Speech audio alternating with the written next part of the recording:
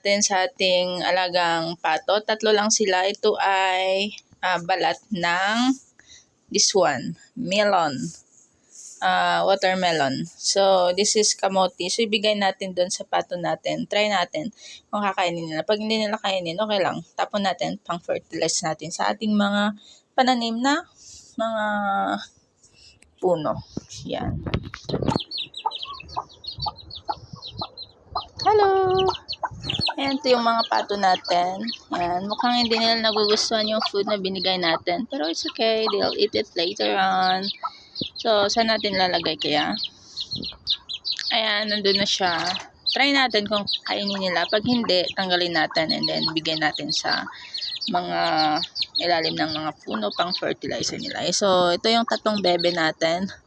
And, so, sila yung mga aalagaan natin and gawin nating breeder. Baka saling sila ay mga itlog at dumami. So, anyway, sa journey natin ng pag-aalaga ng itik, i-share ko sa inyo para magkaroon kayo ng idea. At kahit na ganito lang, backyard lang tayo, pwede pala tayong mag-alaga. Yan, tingnan natin guys. Ito naman guys is cabbage. And bigay natin sa ating mga manok dito sa may kulungan sa makasakaling kainin nila at magkaroon ng magandang nutrients or magkaroon pa sila ng mga nutrients na kinakailangan nila para maging mataba and maging strong na manok. Yan. Ayan tutukain nila yan, kakainin nila. Kung itong mga sisiw na to, kinakain yung mga nakakalat na ganito. And napag-isipan ko na i-chop ko to and then ibigay ko sa kanila. So, mukhang makatipid-tipid po tayo ng kanilang pagkain dahil sa mga ganito. Yan, try nga natin kung kainin nila. Yan Ayun, pwede pala bigyan natin sila. Ito. Kainin nyo yan. Yeah, hindi sila gutom. Pero nakita ko kinakain yung madaming gulay kanina. So, bali, ito ay repolyo, wombok, sayote, celery. Yan. So, meron tayong available na ganito dito. And then, sinap ko na and papakain natin sa ating mga manok at pato. Yan. Ilagay ko sana sa fish pan. Pero, nung nakita ko yung isang nagbibinatang sisiyo na kinakain yung wombok na to, napaisip ako na bigyan natin sila. Ipamigay na lang natin para kainin nila and then makatipid-tipid tayo ng kanilang feeds. Yan, ang kanilang pagkain na mais. And nakagawa din tayo ng paitlogan ng ating manok. So, nilagay natin yung, hindi ko lang ang tawag nun, kogon, basta yung damo, nilagay natin dyan sa karton. And meron pa tayo ditong nilagyan ng inayos. Ito para dito siya mangingitlog. Yan. So, takpan lang natin to.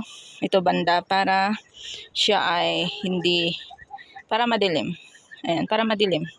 Hindi ganun makita yung egg. And yung isa, naglilimlim na yung isa. Ayan. So, ito yung dalawang, natin, mga girls na soon to be mag-e-etlog. Ngayon nating inahin. Ito pa sana yung isa pero parang baby pa to. Mukhang hindi pa to mangingitlog. So, takman ko to and then temporary lang yon kasi yung paitlogan na yon is something like baka kasi mapunta yung daga kainin yung egg, hindi katulad no na nakataas and then ganito elevated sila. So anyway, try lang natin, tingnan natin kung makapag-itlog sila dyan. Nilagyan ko na din yung bato, yung sa may ilalim ng karton para hindi ma-outbalance. Ayan, pagpapatong kasi na-outbalance agad eh. Ayan, tinitingnan niya. Sinasabi niya na dito ka mangingitlog. Ayan. Ikaw din. Tingnan mo yung dalawa. Dinidisturbo yung mama niya yun actually. Yan. So anyway, ganyan a day in a life. Dito, isa sa mga gawin natin as mag-aalaga tayo ng manok. Chuku ings. Ay, sorry.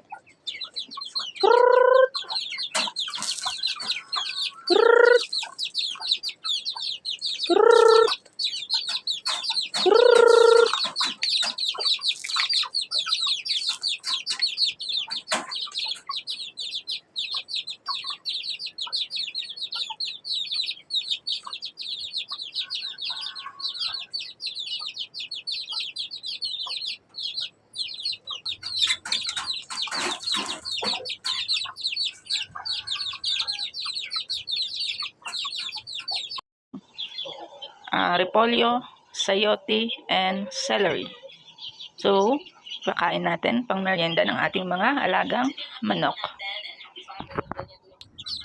And as of now, busog pa yung ating mga manok. Pero later on, na magugutom sila, itutuloy nila ang pagkain ng mga gulay. So actually, madami pa dito. Madami dito. Mga nakakalat, hindi pa nila kinakain. Pero dun sa isang kulungan, dun mismo, bibigyan natin sila. Bibigyan natin sila para meron silang kakainin. Kasi wala ng gulay doon.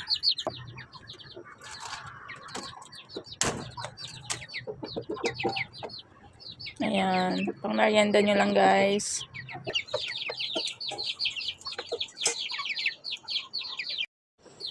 And bigyan natin yung tatlong bebe natin. Tatlong bebe. Madami pa silang food na natitira, pero bigyan pa natin. Para lagi silang busog. Ito, celery. Yan, celery to. Lagi silang busog at malakas. Yan. Cute-cute naman nila. Cute-cute. Cute talaga ng mga bebe, no? Kaya ako kumuha ng bebe para may titingnan akong bebe.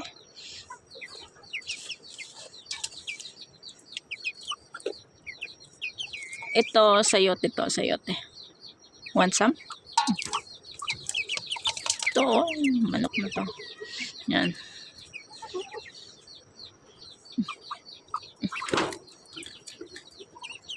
Medyo sila ay mailap tsaka matatakotin sa tao. They don't like human. Yes. This pato don't like human at all. Well, anyway, it's okay. Ayan, ito ay beans na tinadtad ko. Slice ko. Ipakain natin sa ating mga alagang manok. So, mukhang gutom po yung ating mga manok. Gusto ng a little bit, adventure sa pagkain. So, ibigay natin kasi sayang pwede natin tong ibigay sa ating mga chickens. Ayan. So, dito, ayan, subukan natin dito sa ating sisiyo na kainin naman niya. Ayun, kinakain na niya. Ayan, ito naman, napaka-eager ko tikman yung ating beans. Ayan, subukan natin bigyan sila. Ihagis lang natin, okay? Hagis lang natin. Kasi ito, tuso tong kawitan na to. Tuso. Ayan. Ayan, kinakain na. Ayan. Heavy eater po yung ating mga alagang to, no? Ayan, ito pa bigyan natin to. Pero, kuha tayo ng kainan nila. Bigyan, oops, bilis yan. Ito yung, cute na kulay pula na patukaan nila. Ayan, lagyan natin. Ayan. Ayan. Kasi, gustong-gusto ng mga sisiyo natin yung mga ganito, mga beans, mga vegetables minsan. Okay, doon ka muna. Doon ka kay mama. Ito sila. Mga heavy eater din yung mga to. So, may mga may mga dumi. So, lagyan natin ng beans yung kanilang kainan. Gusto na nilang kumain. Sige, bigyan ko kayo. Ayan. Ito po ay gustong-gusto ng mga chickens po natin. So, sa mga ka-backyard dyan na may mga ganito naman kayo, why not paggawan nyo ng bigyan nyo ng time, slice nyo, tagtarin nyo yung mga ganito, leftover nyo na hindi nyo naubos kasi sobrang dami ng supply nyo. Ipakain nyo sa mga chicks, mga alaga nyo mga manok. Para naman ay maging healthy sila. Cute niya, cute. Doon ka, wala pa. Ito, wala kasi tayong kulungan eh. Pagsagaan mo na yan there. So now, kayo naman. Need nyo ng ano? Need nyo ba ng... Akunin natin yung lagayan ng pagkain nila. Ayan, so ito na guys. At ipapakain natin sa kanila. So excited na din sila.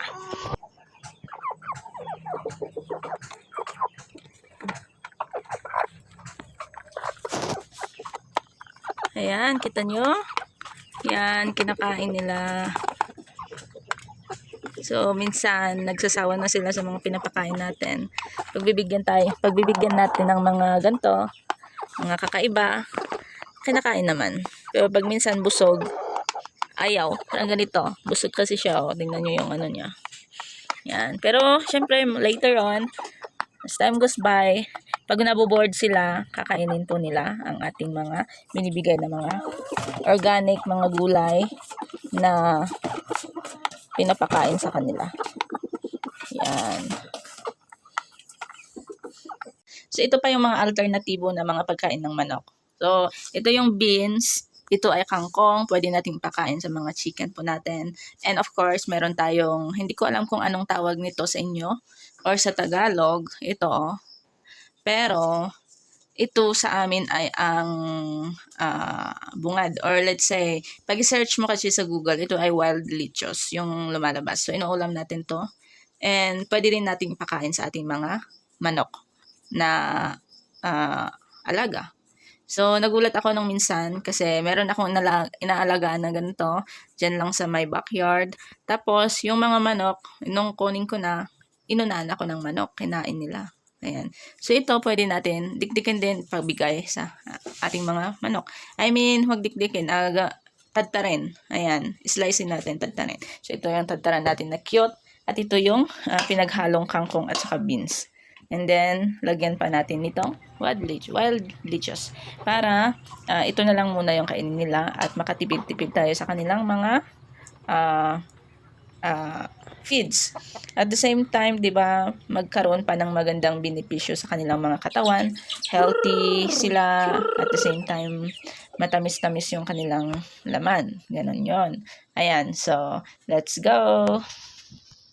Paalala lang guys, make sure na yung ating mga pinapakain is syempre siguraduhin natin na walang mga chemical like mga pesticide, mga galing sa garden na may mga gamot. So, para maiwasan ang pagkamatay ng ating mga sisiw. Pinapakain ko sa manok na may sipon at may halak. So, meron din bacteria sa kanyang mata. And, ito yung tinatawag natin na kutsay. In English, it's chives. Well, chives can offer several benefits to chickens, primarily related to improved gut health and potential growth promotion.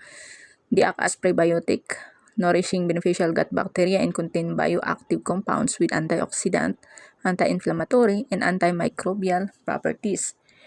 So, ito yung ginagamit ng sinaunang panahon ng ating mga lolo at lola na kapag may ubo at sipon yung ating manok is binibigyan ng kutsay, pero in moderation din. Meron siyang prebiotic effect and antimicrobial properties din that nag-i-inhibit ng growth ng mga certain na mga harmful na bacteria. Tinatanggal yun, yung chives. Antibacterial siya. Antimicrobial. Maybe sa susunod natin video, pag-uusapan natin yung kagandahan ng kutsay sa ating mga alagang manok. So, pag napadaan po kayo dito sa ating video, please feel free to like, comment, and share. Click the notification bell and subscribe